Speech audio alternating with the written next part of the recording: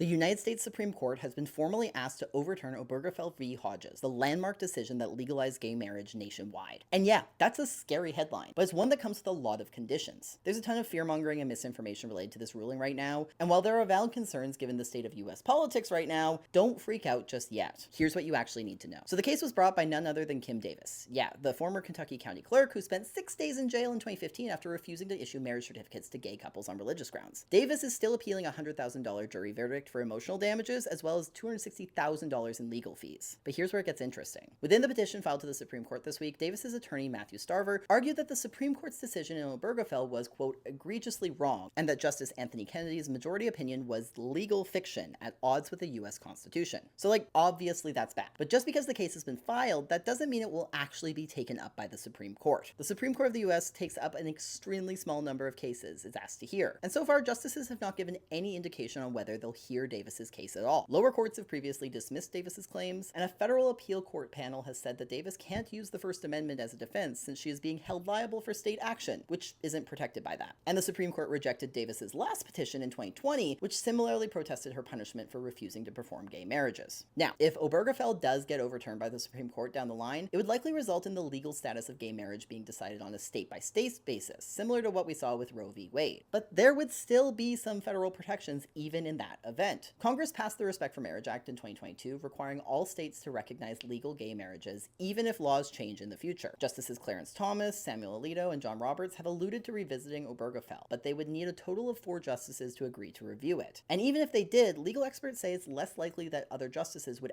actually overturn it. The Supreme Court will consider the petition at the end of September, so we won't know if the court will decide to officially hear it until October. And if the case is taken up, we won't likely see a decision until June or July 2026. There's a lot of noise and fear right now. But let's be clear about what we know and what we don't. Nothing is definitive, nothing has happened with Obergefell or to the legal right to marry in the US. And as it stands, there are quite a lot of hurdles in the way before that changes.